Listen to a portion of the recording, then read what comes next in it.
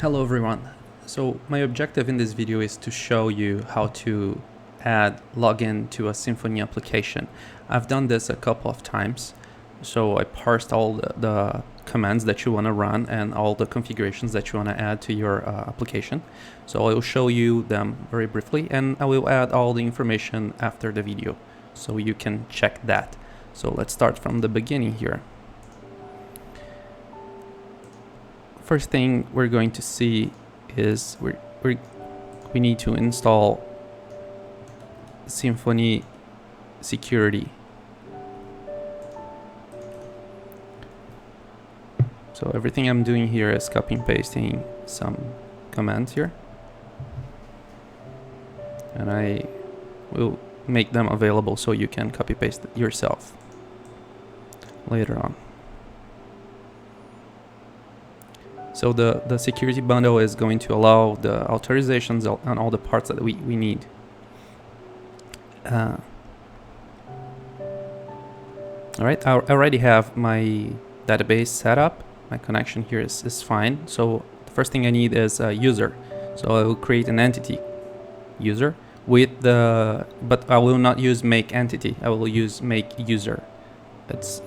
It has more involvement than just the make user, the make entity.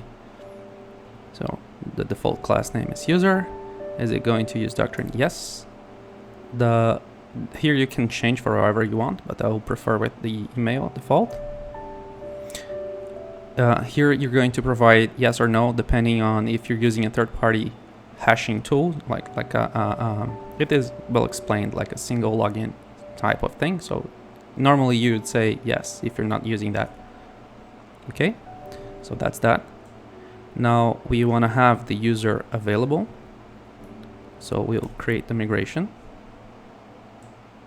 and we'll run the migration as well. So now it's asking if we want to override, really execute the migration, and of course we do.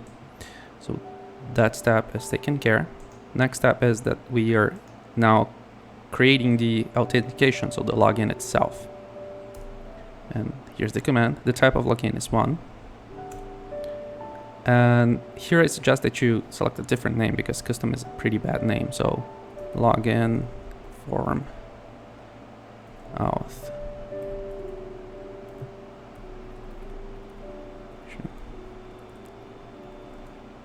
There, security controller is fine. Do you want to generate a logout? Yes. And that's that. So now we're going to change some configurations that by default do not come. The manual for Symfony expresses that precisely, but it's kind of lost. It's not concise in one single place. So I'll make sure that this is all bundled together. So what we're going to change here is that we're going to add at the top encoder, such that the encoding of algorithm is not this one. We're going to change. Oh, this one generated fine. Okay, so the last time I ran, app user, provider, and encoder were not defined correctly. But so what you want to do is make sure that this is set. I will include a copy of this file. And also you want to change here on the bottom the access control. This part is not default, so you want to swap for something like this. If you take a look with patience later, you can see what this means. This is how you define where each user can or cannot enter. All right, so that's that. Also, we want to change, and again, this, if you try to log in right now, it's going to give you errors.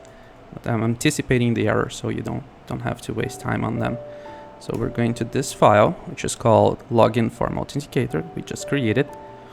And first thing, we're going to change the constructor, and we're going to add a new encoder. Oh, great. It's already there because it was added in the security. That's fine. Great. So this is what you want to check if it is present. If the encoder was not installed, it will not be here, and then you can just modify by adding this and adding this and adding it here, right? All you want is that. And then later you're going to see that there's a comment out here. You see that there's missing something. You need to provide a valid redirect. Here it's already defined.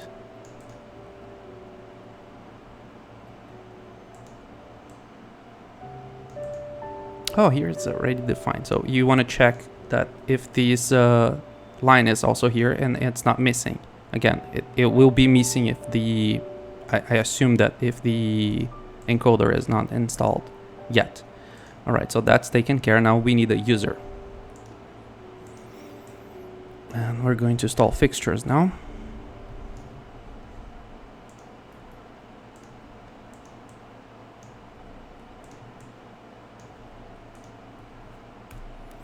Here it is.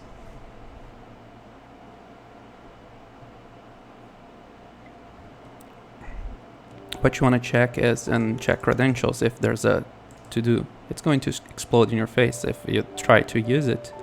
So it's pretty clear that you're missing that. So this is what you're looking for. Again, this piece of code is going to be provided in together with this video.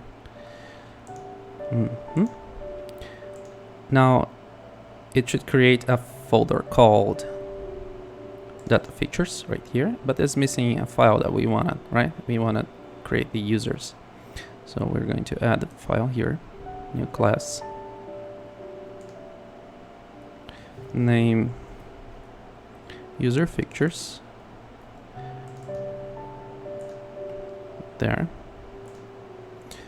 and the content again provided together with the video, right? So what we're creating is here is just a admin login and some password that you can type whatever you want, something to you, so you have as default. All right, so last step is to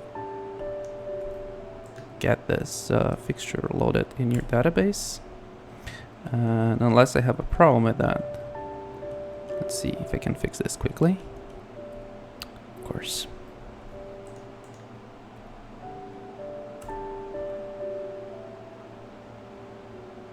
Alright, so I had an extra line on the beginning of the file, so that was my problem. Yes, I wanna continue. Yep. Fixtures loaded. So now just a matter of testing. If I try to access this page now, I should see a login page. Cool. And I can try password. There. Now I should be logged in. I can check my login by installing. That's not necessary, but I can install the profiler so I can see which login I am here in the bottom and that profiler bar, which is pretty useful. And it should be also installed together with the logout here. And that should throw me back into the login. So that's it, guys. I hope you like it, and I see you in the next one. Bye bye.